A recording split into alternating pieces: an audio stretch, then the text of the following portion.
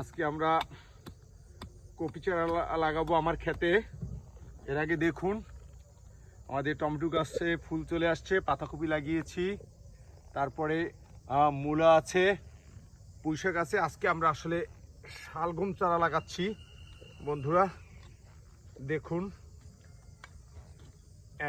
আশা করি 2 মাসের মধ্যেই, 2 মাস লাগবে না, 1-1.5 মাসের মধ্যেই আমরা আসলে খেতে পারবো। একটু জল দিয়ে নিই, এই একটু জল দিলাম। আপনারাও আসলে এটা করতে পারেন, এটা আপনারাও করতে পারেন বন্ধুরা। এবারে আরেকটা চারা আসলে লাগাবো ওই পাশে, সাথে আমাদের ফাঁসও আছে। এই আসলে আমার পায়ে জুতো, স্মার্ট কৃষক তো আসলে বিকালে আর সময় পাইনি খোলার, বাজার থেকে নিয়ে আসছি, বিকালের বাজার থেকে। পরের দিন আসলে যদি চারা রোপণ করতে যাই তাহলে মারা যেতে পারে, এই জন্য আগেই আজকেই সরাসরি বাজার থেকে আমি এখানে নিয়ে আসছি। এই যে ফাঁস দিচ্ছি বন্ধুরা, দেখুন গোবর ফাঁস, এখানে আসলে কোনো কৃত্রিম কোনো সার ব্যবহার করছি না, গোবর ফাঁস নিয়ে আসছি। এই এরপরে আবার একটু একটু জল দিয়ে দিই। হ্যাঁ, সাথে আমার বৌদিও আছে, সেও কাজ করতেছে।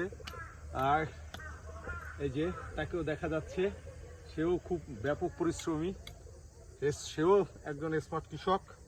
দাদা আছে সাথে, দাদাকে একটু দেখাই দেন, আমার অনেক দাদাকে, যে এই সেও কাজ করতেছে ব্যাপকভাবে। অনেক চারা লাগাবো আজকে, প্রায় 100-র মতো চারা কিনেছি, সব বিটকপি বা শালগম যেটাকে আপনারা বলেন।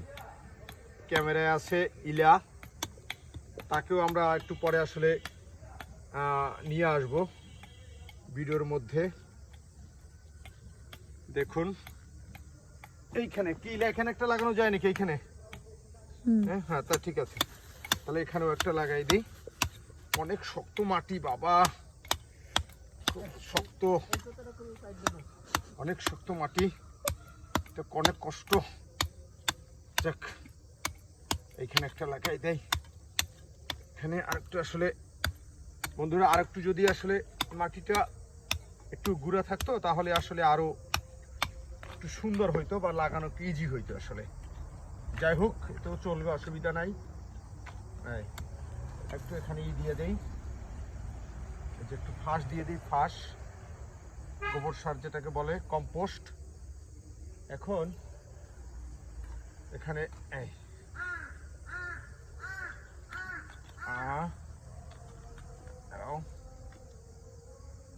হ্যাঁ ঠিক আছে, ঠিক আছে, একটু একটু জল দিয়ে দিই নিচে শিকড়ে, তাহলে ধরতে সুবিধা হবে ওকে। এই আসলে সব ধরনের কাজই করতে হয়, শুধু দেশের যে পরিবেশ, তাতে সবজির যে দাম, তাতে আসলে এটা করতে হবে।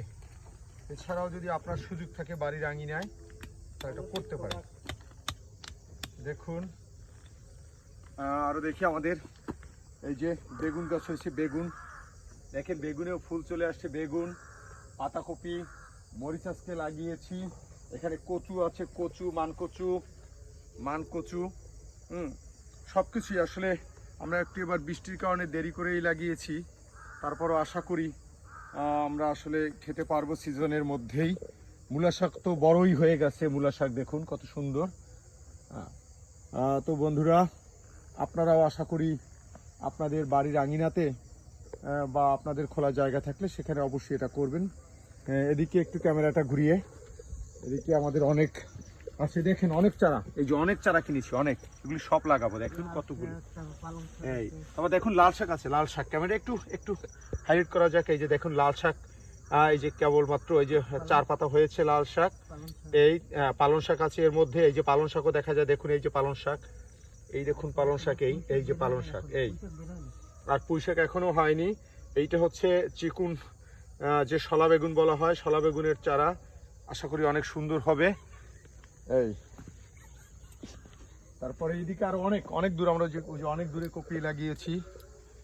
এগুলো আসলে এই যে কপি দেখুন দুই একটা আবার পাতা আসলে পোকে খেয়েছে। আমরা আসলে কীটনাশক ব্যবহার করব না, সকালে আসলে আমরা ভোরে এসে নিশির মধ্যে এই পোকগুলিকে আমরা করছি, নিধন করছি। আজকে প্রায় 30টির মতো পোক মেরেছি। যাই হোক, পোকা ঝোঁকা থাকবে, তার মধ্যে থেকেই কাজ করতে হবে।